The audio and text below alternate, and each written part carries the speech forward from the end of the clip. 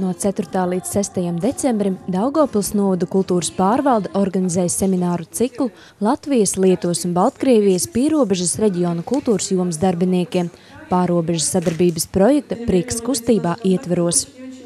Semināra laikā kultūras darbinieki no Daugavpils novada, Zarasu rajona Lietuvā un Braslavas rajona Baltkrievijā guva zināšanas par kultūras mārketingu un radošo komunikāciju. Tāpat semināra dalībnieki iepazinās ar vietējām kultūras iestādēm un iecienītākajiem turisma objektiem. Tika apmeklēts Māla mākslas centrs Daugavpilī, etnogrāfiskais muzejs Andrupenes lauku sēta Dagdas novadā un Špoģu mūzikas un mākslas skola Daugavpils novadā. Мы очень рады, что мы участвуем в нем. И вот такие семинары, которые соединяют... Mēs esam priecīgi, ka piedalāmies šajā projektā. Šādi semināri apvieno 3 dažādas valstis un dažādus cilvēkus. Tie ir noderīgi, jo kontaktējoties mēs labāk iepazīstam kultūru, mūziku, tradīcijas. Semināri, kopīga dzīvošana un pusdienošana sniedz jaunas iespējas par cilvēkiem.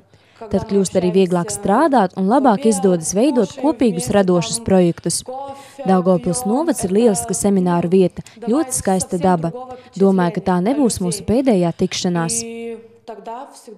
Очень понравился прием, очень понравились все экскурсии, гончарная мастерская, в которой мы были.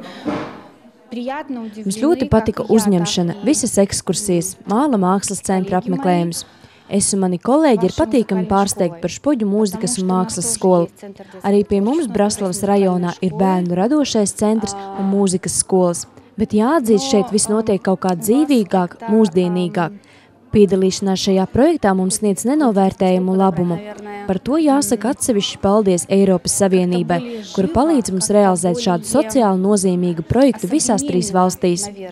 Atbraucot mājās, mēs noteikti pielietosim arī praksē šeit ieraudzītās un aizgūtās idejas.